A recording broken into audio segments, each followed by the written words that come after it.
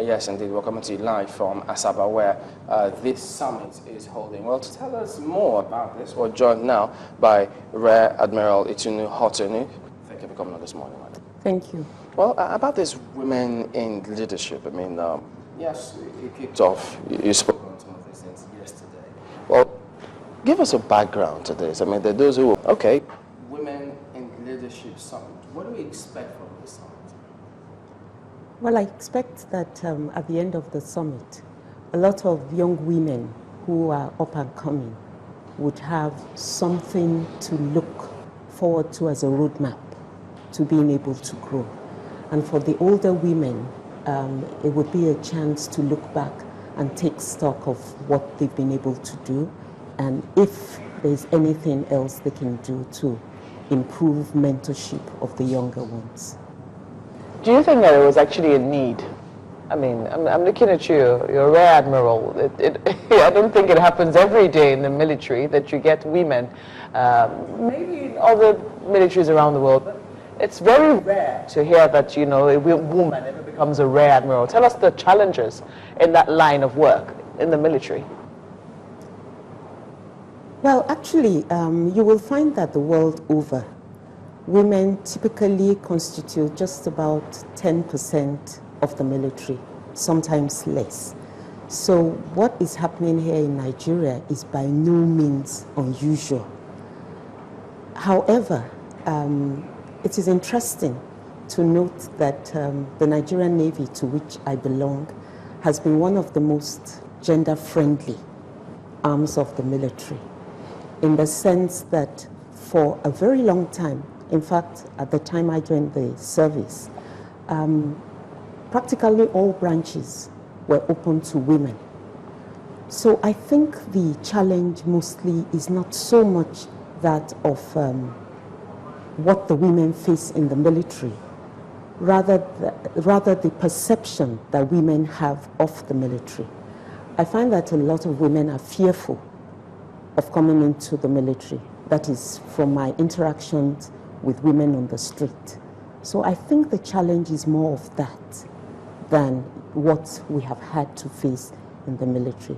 And mind you, I find that when you are like almost the only one, you find that a lot of the men, they want to support you, they want to encourage you.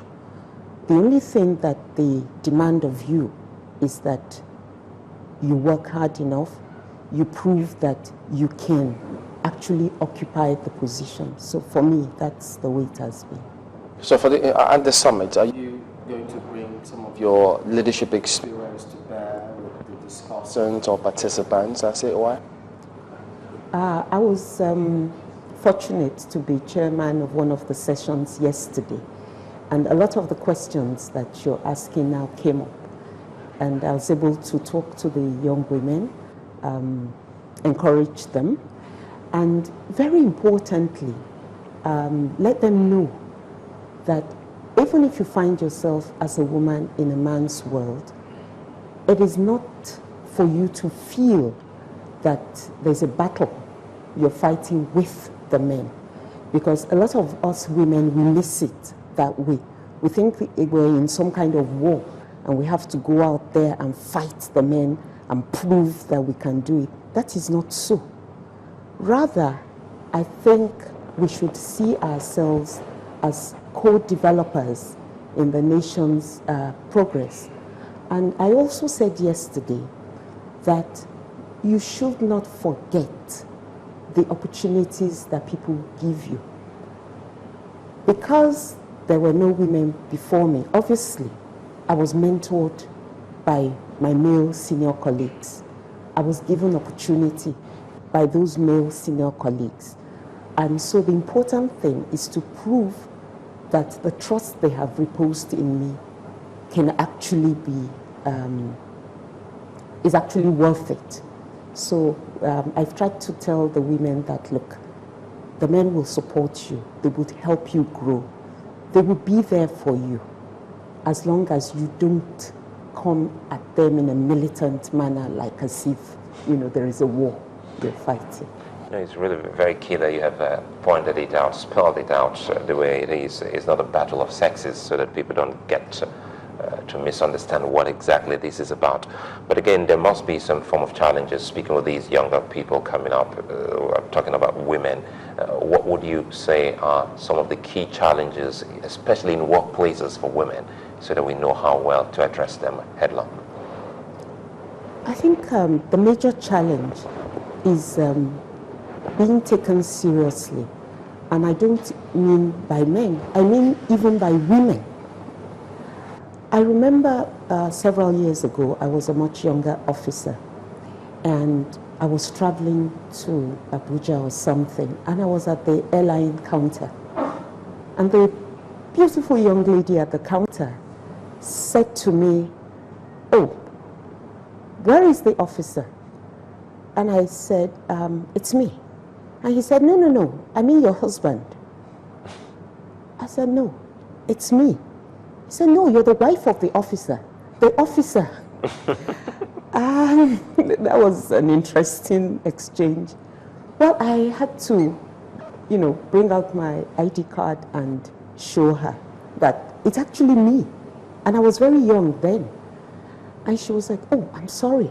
I'm just so used to the officers being men that even when you said it was you, it took a moment to register."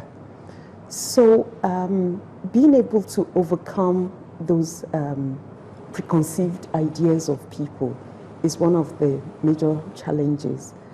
And that, of course, spills over into practically everything that you do, because nobody sort of expects you to be the one. And I think the key is just to remain calm, not be upset by it, and not let it distract you. I was actually going to say that because you remain calm, and that was fantastic. But again, it brings to mind the question how women can, well, overcome such challenges. Now, you just talk about remaining calm and in the face of what you experience. But again, in some workplaces, for instance, and you say same gender also pose such threat to other women, which is very, very strange here. Did you speak with some of them yesterday on how best they can overcome such challenges? Yes, I did. And the major thing, like I said, is, of course, remain calm. Secondly, appreciate the opportunities and the people who have given you the opportunities. And then consult. I find that nobody knows everything. And a lot of us women who find ourselves in male-dominated workplace environments feel that we're alone. That's not strictly true. It looks like that a lot of the times. But one of the things that helps is if you're able to say, "Look, there are things that I do not know." I found that that has worked very well for me because it has added to my store of knowledge. So even if that store of knowledge was considerable to start with, the fact that you're able to say, "Look, I need help," it helps. It's interesting. I mean, you just talked about a civilian who was not used to, seeing a woman in uniform or being called an officer. I'm just wondering, what did you get from family? From family, from society. I'm sure you definitely have friends who also thought, "What, the military?" And I'm just wondering how that also plays out in the life of young women who want to, go into the military as well. Well, it's interesting because I come from a very intellectual family. I grew up in the university. My parents were academicians in University of Ibadan. And I remember when I wanted to join the Navy, my mother wailed and said, "But nobody in our family has ever been in the military before. What would you be doing there? We expected you to follow in our footsteps. You need to go do a PhD." And I said to her, "Well, there are different ways you can make a difference." And till the end of her life, she just couldn't understand why I never did go to do a PhD like my parents did. So for them, it was from that intellectual point of view. For others, it's been like, well, we're not surprised you went into the military because I trained as an architect first. And of course, you know, that is another profession that you have a preponderance of men. So the other reaction I got from those who know that I'm an architect, that, well, we're not surprised you've always been that way. But then the overwhelming response, incidentally, has been that of encouragement, of, you know, wow, you actually do that. I really haven't had many, well, at least I can't remember any negative reactions.